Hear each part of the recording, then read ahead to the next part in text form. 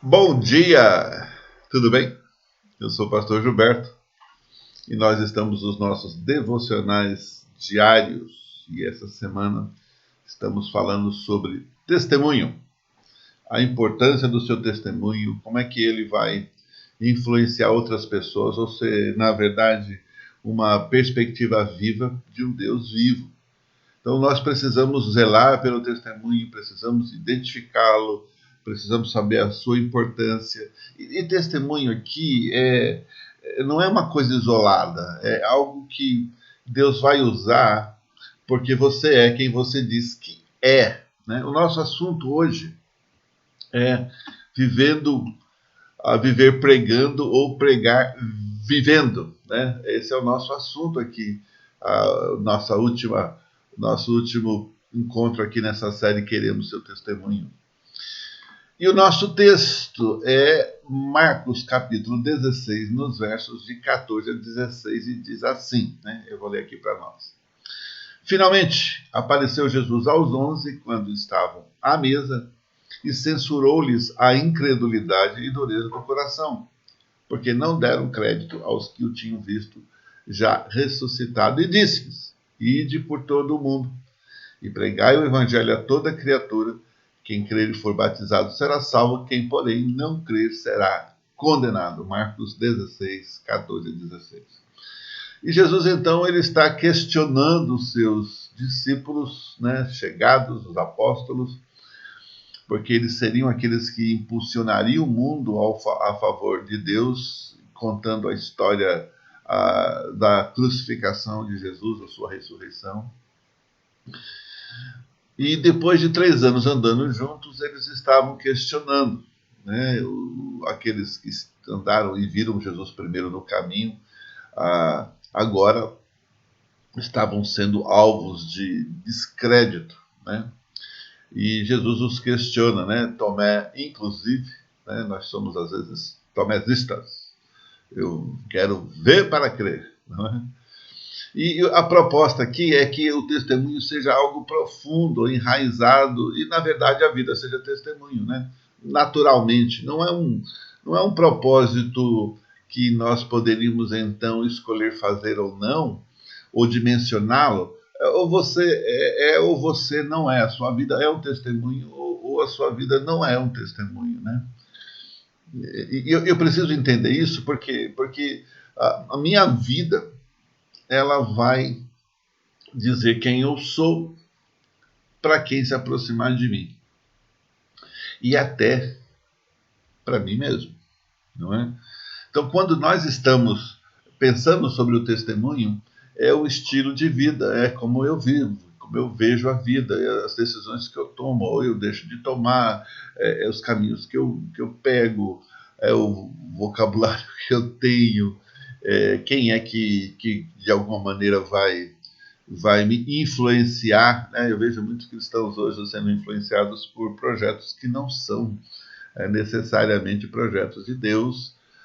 E não é que seja algo ruim, mas acaba parecendo aquilo que não é. O que parece que não é? Parece que não é crente. Né? Às vezes pelo vocabulário, às vezes pelas conversas, às vezes pelo modo de falar, ou os pontos que você valoriza, né? E as brigas que a gente acaba entrando, né? Porque Deus prometeu que avalizaria nosso testemunho com mais provas ainda. O que quer dizer isso? Quer dizer que Deus está ajudando a gente nesse processo de ser testemunha, e a gente vai percebendo novas provas, e isso vai tornando o nosso testemunho mais forte e mais natural e verdadeiro. Mas o processo de nos fazer testemunha segue um ciclo, segue um processo. Né? Primeiro, nós provamos o poder de Deus e temos as nossas experiências. O que são essas experiências? Nós vamos identificando Deus no caminho, como Ele vai nos mudando, como é que Ele vai respondendo às nossas orações, os milagres que você acaba vendo por Deus na sua própria vida, na vida de pessoas ao redor, e isso vai fazendo de você uma pessoa capaz de enxergar Deus. Depois desse processo de ver e de ter experiências com Deus, a gente conta elas, né?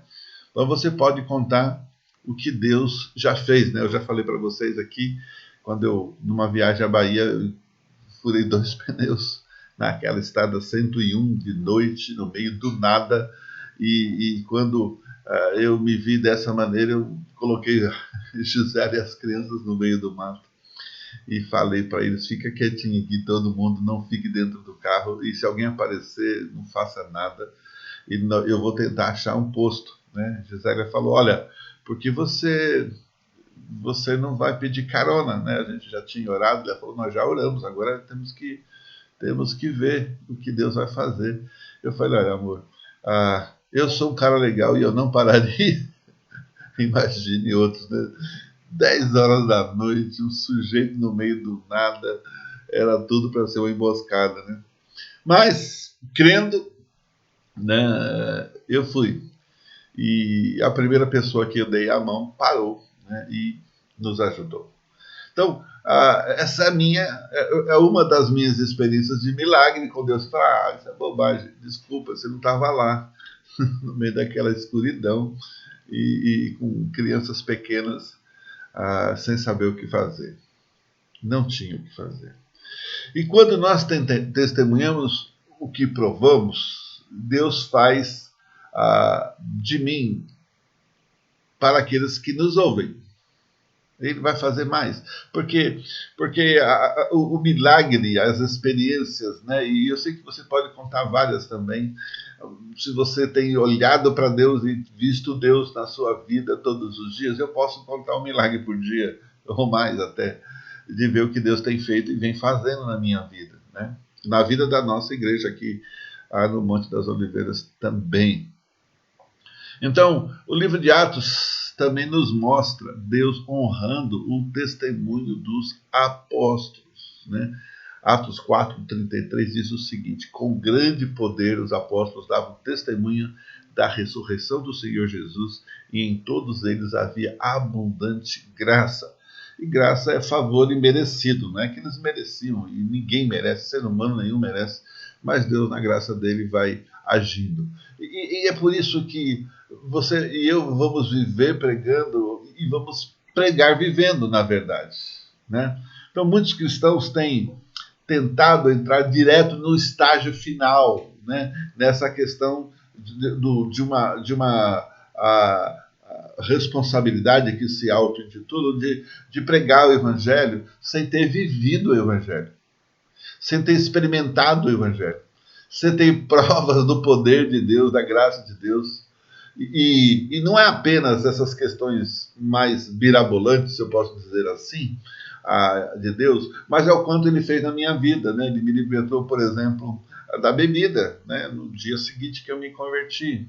Não é que eu era um bêbado, mas era algo que eu precisava parar, né? E parei pela graça e misericórdia de Deus.